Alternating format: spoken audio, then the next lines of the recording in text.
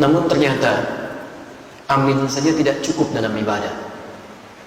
Karena kalimat amin itu di dalam Al-Quran diletakkan setelah kalimat iyyaka na'budu wa iyyaka nasta'in ihdinas siratal mustaqim dan seterusnya ayat. Yang paling mendasar dalam kalimat di Al-Fatihah yang ditutup dengan amin ini, letaknya kata para ulama tafsir, rahasia utamanya ada di kalimat iyyaka na'budu wa iyyaka nasta'in. Kenapa Anda kemudian respon dengan amin di setelah kita tuntas mengucapkan waladhdallin? Perhatikan rahasia besarnya tercantum dalam hadis riwayat Abu Daud nomor hadis 649. Perhatikan kalimatnya, di sini letak rahasianya. An Abi Hurairah radhiyallahu taala anhu qala, hadis riwayat Abu Hurairah semoga Allah meridai kepada beliau, qala beliau menyampaikan, qala Rasulullah sallallahu alaihi wasallam, Rasulullah sallallahu alaihi wasallam pernah bersabda, qala Allah azza wa jalla, Allah pernah memfirmankan dalam hadis qudsi. Jadi ini qudsi hadisnya. Qasamtu shalah baini wa baina 'abdi ala qismain. Saya bagi salat kata Allah sebagai hak dan kewajiban antara aku dengan hambaku. Wali 'abdi ma sa'al, dan kalau hambaku, perhatikan garisnya, kalau hambaku benar menunaikan salatnya, aku akan kabulkan apapun yang dia minta seketika. Kalau dia benar menunaikan salatnya, aku akan kabulkan apapun yang dia minta seketika. Perhatikan kalimatnya. Idza qala al-'abdu alhamdulillahi rabbil alamin. Kalau seorang hamba dalam salatnya mengucapkan alhamdulillahi rabbil alamin, qala Allah azza wa jalla, langsung Allah jawab kalimatnya, hamadani 'abdi, hambaku sedang memujiku. Wa idza qala al-'abdu ar-rahmanir rahim, kalau hambaku mengatakan ar-rahmanir rahim, qala Allah azza wa jalla athna 'alayya 'abdi, Allah menjawab hambaku sedang menyanjungku. Wa idza qala al-'abdu maliki yaumiddin, kalau hamba kemudian berkata Malik Yaumiddin, qala Allah azza wa jalla, Allah menjawab majjadani 'abdi, hambaku sedang mengagungkanku. Sekarang perhatikan rahasianya. Idza qala al-'abdu, kalau seorang hamba berkata dalam salatnya, iyyaka na'budu wa iyyaka nasta'in, ya Allah, sekarang kami ibadah, salat kami jadikan hanya untukmu, dan sekarang kami punya persoalan dalam kehidupan, kami mohonkan solusinya hanya kepadamu. Qala Allah azza wa jalla, seketika Allah akan menjawab kalimatnya. Perhatikan perbedaan dengan jawaban-jawaban sebelumnya. Hadza baini wa baina 'abdi, inilah perjanjian antara aku dengan hambaku. Wali 'abdi ma sa'al, kalau sampai kalimat ini dia ucapkan benar salatnya, maka apapun yang dia minta aku akan kabulkan seketika itu. Jadi kalau Anda benar dalam berdiri ini saja, sampai di sini saja Anda benar kalimatnya, kata Allah, mau minta apa kamu? Kamu minta apapun, saya akan kabulkan. Karena itulah sejak dulu para nabi dan rasul sebelum masa Nabi Muhammad SAW, setiap kali mereka menunaikan salat itu akan selalu menyampaikan doa-doa dalam hajat kehidupannya. Sebelum kita sudah ada nabi yang salat, cuma caranya kita lebih sempurna, sampai dengan sujud dan salam. Dulu Masya Allah, Nabi Zakaria salat, Quran surah ketiga Ali Imran ayat 38 sampai 39, posisi paling kanan sebelah atas. Ya, Masya Allah, Nabi Isa salat, Quran surah 19 dari ayat 31-nya, posisi paling kanan di pertengahan. Nabi Ismail bahkan, ya, kakek Nabi Muhammad SAW ke-29 salat dan memerintahkan keluarganya untuk salat. Quran surah 19 di ayat 55-nya. Di semuanya salat. Nabi Musa salat, Nabi Ibrahim salat, semua salat. Jadi kalau Anda urutkan dari Nabi Muhammad SAW sampai Nabi Adam, mereka pun salat dengan cara yang berbeda dengan kita, dan kita lebih sempurna. Muhammad bin Abdullah bin Abdul Muttalib bin Hashim bin Abdul Manaf bin Qusay bin Murrah bin Kilab bin Ka'b bin Ghalib bin Fihr bin Malik bin Nadar bin Kinana bin Khuzaimah bin Mudrika bin Ilyas alaihi salam bin Nizar bin Mudar bin Ma'ad bin Adnan bin Addi bin Adri bin Muqawwam bin Nahur bin Tarih bin Ya'rub bin Yasjub bin Nabit bin Ismail alaihi salam bin Ibrahim alaihi salam bin Adhar bin Nahur bin Abir bin Kinan bin Arfakhshad bin Sam bin Nuh alaihi salam bin Mihlail bin Matushada bin Kinan bin Anwas bin Thith bin Adam alaihi salam. Nabi Muhammad sallallahu alaihi wasallam sampai ke atasnya semua salat. Perhatikan apa yang paling hebat terjadi. Pernah dulu ada dua orang menikah. Setelah berumah tangga ternyata secara medis divonis tidak mungkin punya keturunan. Suaminya rambutnya sudah memutih, fisiknya sudah letih.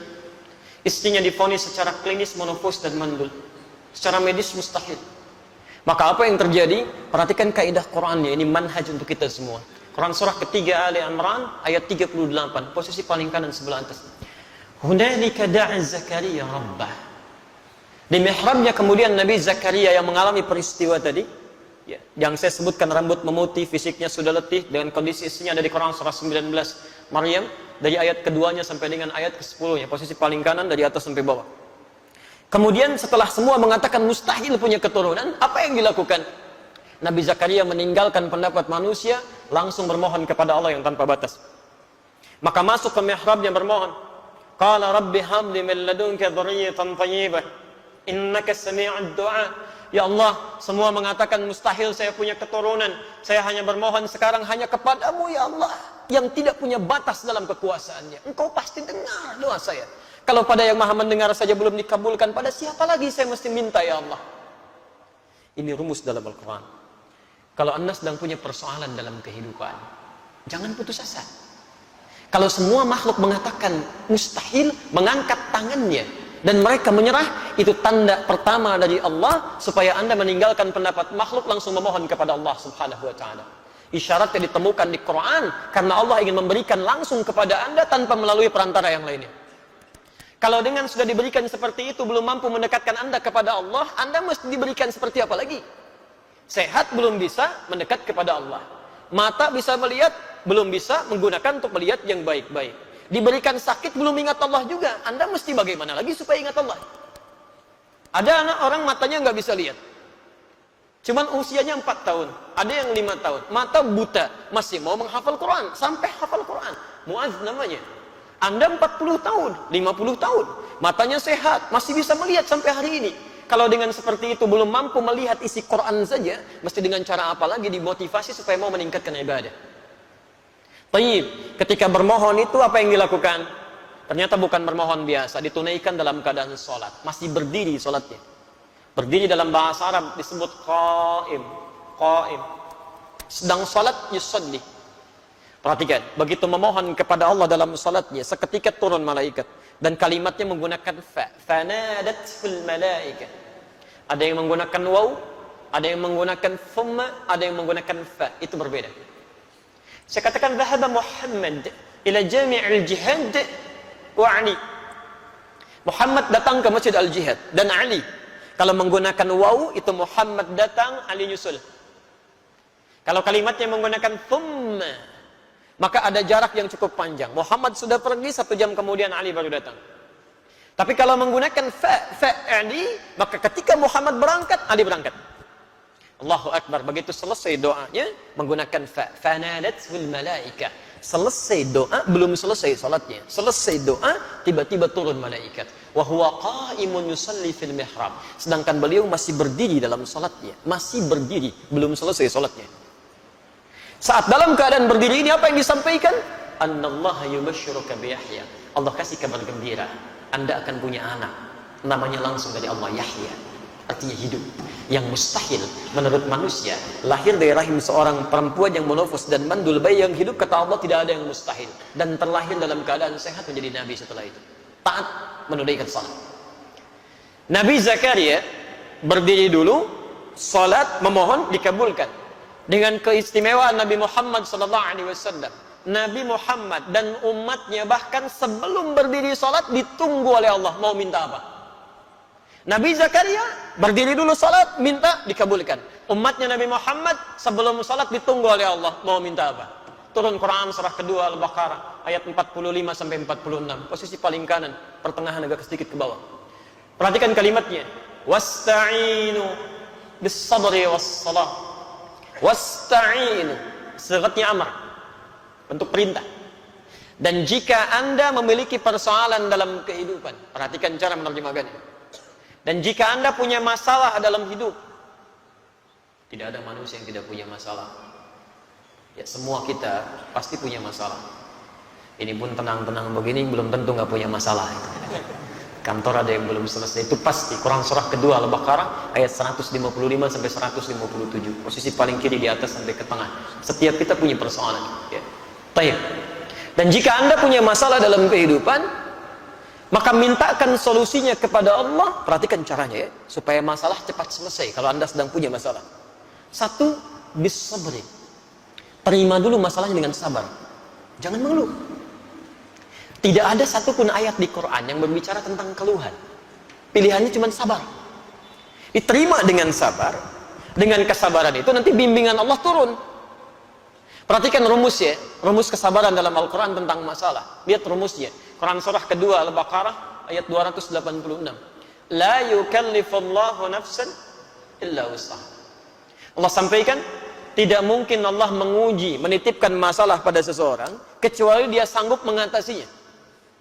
Artinya kalau Anda sedang diberikan masalah, diberikan ujian, artinya Anda sanggup mengatasinya. Jadi sekarang kalau Anda sedang punya masalah berat, luar biasa, itu artinya cuma Anda yang sanggup, yang lain belum tentu bisa. Karena itu dititipkan kepada Anda, bukan pada yang lain. Jelas ya? Karena cuma Anda yang bisa mengatasi. Sifat Allah itu punya keadilan, tidak mungkin menitipkan masalah pada orang tidak sanggup. Kalau Anda sedang punya masalah luar biasa, artinya hanya Anda yang sanggup mengatasinya, yang lain tidak. Dan tidak usah pasang status, memang hanya saya yang bisa mengatasinya. La yukallifullahu nafsan illa wus'aha. Diterima dengan sabar. Sifat adil Allah ini, Masya Allah, bukan hanya melekat pada manusia. Binatang pun mendapatkannya. Tumbuhan pun meraihnya. Tahu cicak? Bagaimana beraktivitasnya? Merayap. Di mana? Di dinding. Apa makanannya? Nyamuk. Nyamuk bagaimana aktivitasnya? Terbang. Di mana sifat keadilan Allah? Makanannya bisa terbang, cicaknya nggak bisa terbang. Kalau nyamuknya jenius, itu jadi permainan cicak, gitu ya. Tapi perhatikan, turun kemudian keadilan Allah di sini, dan disinilah kemudian hikmah besar kita dapatkan. Orang tua kita hanya mengajarkan sedikit lirik untuk memahamkan itu. Cicak-cicak di dinding. Diam-diam, Allahu Akbar. Cuman diam-diam merayap. Keadilan Allah hanya memerintahkan kamu merayap ya. Dia merayap walaupun cuman diam-diam. Perhatikan, ketika cicaknya mengikuti ikhtiar yang ditetapkan Allah, merayap dia sekalipun diam-diam, yang terjadi setelahnya apa? Datang seekor, Allahu Akbar. Nyamuknya yang datang, bukan cicak yang mendatangi nyamuk. Dia cuma dituntut merayap walaupun diam-diam, rizkinya datang, bukan cicak yang mendatangi nyamuk. Nyamuknya yang datang. Siapa yang mendatangkan nyamuk pada cicak? Kalau dia tidak merayap, gak akan datang, Pak. Cicak saja yang tidak dihisab, rizkinya ada, apalagi antum yang dihisab. Datang seekor nyamuk, setelah itu silahkan ya. Jadi selalu gitu kan, ada kebaikan yang bisa kita dapatkan. Jadi rumus dalam kehidupan, ketika Anda mendapatkan masalah, terima dengan sabar. Tapi tidak cukup sampai situ. Wassalah. Dan saat sholat, mintakan solusinya. Minta kepada Allah. Makanya kalimatnya ketika wasta'inu itu kata perintah. Lihat, wasta'inu itu bentuk perintah. Kalau ingin dirubah jadi bentuk permintaan, maka dirubah kalimatnya dari wasta'inu menjadi nasta'in. Itu bentuk permintaan. Wasta'inu dirubah jadi bentuk nasta'in. Ya Allah, Engkau perintahkan kami minta, sekarang kami memohon solusinya. Nasta'in. Kepada siapa? Kepadamu ya Allah. Iyaka. Iyaka nasta'in. Saya mau tanya, apakah dalam salat kita mengucapkan kalimat iyaka nasta'in? Saat sujud atau saat rukuk? Berdiri. Bukan sujud, bukan rukuk, berdiri. Iyyaka na'budu wa iyyaka nasta'in. Bukankah Nabi Zakaria bermohon saat berdiri? Beliau minta dikabulkan. Kita belum minta, sudah ditunggu oleh Allah. Tunaikan salat, lakukan. Saya tunggu. Kamu minta wa iyyaka nasta'in? Dijawab di hadis qudsi. Ada baini wa baina 'abdi wa li 'abdi ma sa'ad. Ini perjanjian antara aku dengan hambaku. Kalau hambaku benar salatnya, maka akan kabulkan apapun yang dia minta. Allahu Akbar. Nah, karena itulah Bapak dan Ibu sekalian, dalam masalah salat ini Nabi tegas sekali. Dan tidak ada toleransi-toleransi yang sangat tinggi di sini. Semua diberikan ketentuan yang jelas, dalil yang benar, sehingga ketika diikuti semua itu diharapkan semua orang salat mendapatkan keutamaan yang dimaksudkan. Itu baru satu. Antum hati-hati ya di sini ya.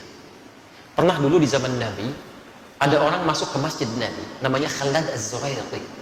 Salat di samping Nabi. Tapi jadi bermasalah.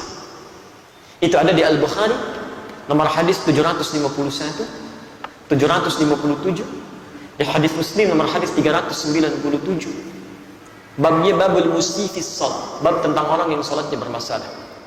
Qila bima ma'na, dikatakan ja'a rajulun ila Nabi sallallahu alaihi wasallam. Datang seorang lelaki kepada Nabi sallallahu alaihi wasallam. Fadakhala ila al-Masjid an-Nabawi, maka masuk ke Masjid Nabi. Fa shalla bi janbin Nabi sallallahu alaihi wasallam. Maka salat di samping Nabi sallallahu alaihi wasallam. Dari mulai takbir sampai dengan salam. Falamma sallama yaminan wa shimala, tatkala salam ke kanan dan ke kiri, tiba-tiba faqala lahu an-nabiy sallallahu alaihi wasallam. Nabi sallallahu alaihi wasallam langsung berkata pada orang itu, "Shalli fa innaka lam tusalli." Anda salat lagi karena Anda belum salat. Padahal sudah salam. Fa'ada salatahu thalatha marrat. Kemudian ia mengulangi salatnya sampai dengan 3 kali. Faqala lahu an-nabiy sallallahu alaihi wasallam mithla ma kana. Setiap kali dia salam, Nabi tetap mengulangi kalimat yang sama. Ulangi salatnya, kamu belum salat. Faqala ya Rasulullah ma ahsinu ghairah. Maka dia berkata, ya Rasulullah, saya tidak bisa lebih baik lagi daripada ini. Faqala lahu an-nabiy sallallahu alaihi wasallam. Maka Nabi berkata kepada orang ini setelah dia mengatakan, "Alimni, tolong ajarkan saya." Kata Nabi, "Idza qumta ila shalah fa asbighul wudu." Kalau ingin salat sempurna, begini, sempurnakan dulu wudunya, dicontohkan Rasulullah. Kemudian famastaqbilil qiblah, menghadap ke arah kiblat, begini caranya. Diatur dari mulai berdirinya, merapatkan safnya sampai dengan kemudian bertakbir sampai salamnya. Setelah selesai itulah kita mendengar kalimat sampai hari ini. Sallu kama ra'aitumuni usalli. Al-Bukhari nomor hadis 651. Salatlah kalian persis seperti melihat saya ini salat. Nah, ternyata praktek Nabi ini meminta kita salat seperti pernah melihat Nabi salat. Dulu sahabat melihat dan mengajarkan pada generasi setelahnya, bukan ingin membebani kita salat, tapi supaya salat kita benar. Dengan benarnya salat itu, manfaat salat bisa kita dapatkan dalam kehidupan. Minimal doa kita bisa dijawab oleh Allah. Bukankah dalam semua gerakan salat ada doanya? Ruku ada doanya, sujud ada doanya, duduk di antara 2 sujud 7 permintaan, ada yang minta rezeki, ada yang minta rahmat, ada yang minta ampunan, ada yang minta perlindungan, Rabbighfirli warhamni wajburni warfa'ni, dan seterusnya. Subhanallah. Jadi ada kebaikan di situ. Itu baru 1, belum 4 yang lainnya. Karena Allah menjamin ada 5 kebaikan yang diberikan pada orang yang sholatnya benar, yang tidak akan pernah diberikan pada yang tidak sholat, atau bahkan orang sholat tapi sholatnya tidak seperti yang diinginkan oleh Al-Quran dan dituntun oleh Rasulullah SAW. Baik.